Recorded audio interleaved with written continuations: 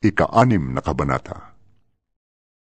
Kung may reklamo ang sino man sa inyo laban sa kapwa Kristiyano, bakit siya nagsasakdal sa mga hukom na hindi Kristiyano? Sa halip na ipaubaya sa mga hinirang ng Diyos ang pag-aayos ng kaso nila. Hindi ba ninyo alam na ang mga hinirang ng Diyos ang hahatol sa sanlibutan?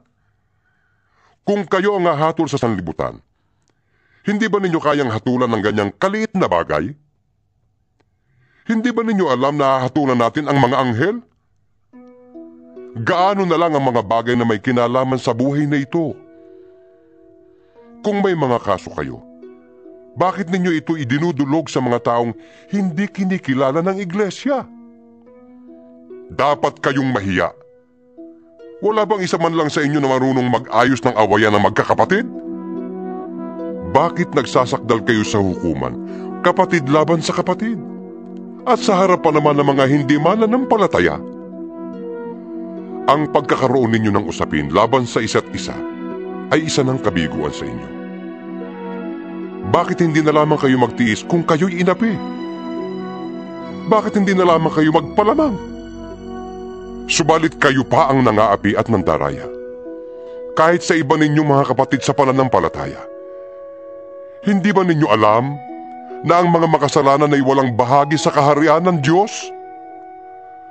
Huwag ninyong dayain ang inyong sarili.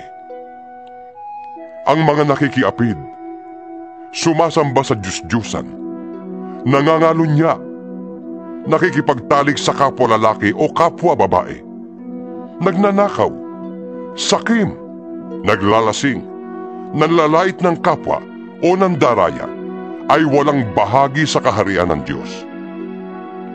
Ganyan ang ilan sa inyo noon. Subalit kayo'y nilinis na sa inyong mga kasalanan at ginawa kayong banal ng Diyos. Pinawalang sala na rin kayo sa pangalan ng Panginoong Hesukristo at sa pamamagitan ng Espiritu ng ating Diyos. May magsasabi, malaya akong gumawa ng kahit ano. Ngunit ang sagot ko naman ay hindi lahat ng bagay ay nakakabuti. Maaari ko rin sabihin, maaari akong gumawa ng kahit ano. Ngunit hindi ako magpapaalipin sa anumang bagay.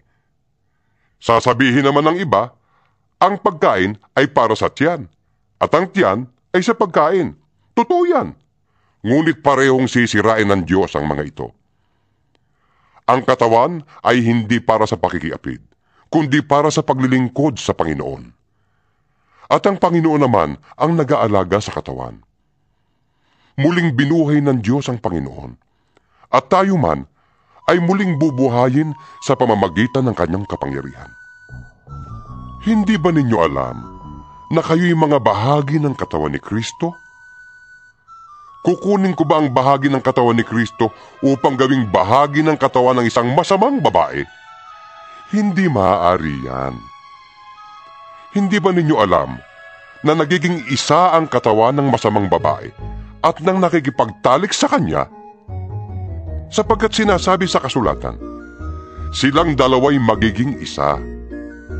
Ang nakikipag-isa naman sa Panginoon ay nagiging kaisa niya sa Espiritu. Huwag kayong makikiapid sa ibang kasalanang ginagawa ng tao ay hindi nadudungisan ng katawan niya.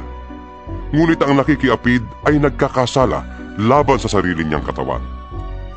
Hindi ba ninyo alam na ang inyong katawan ay templo ng Espiritu Santong nasa inyo at ibinigay sa inyo ng Diyos? Ang inyong katawan ay hindi na talagang inyo, kundi sa Diyos. Tinubos niya kayo ng malaking halaga, kaya't gamitin ninyo ang inyong katawan upang maparangalan ang Diyos.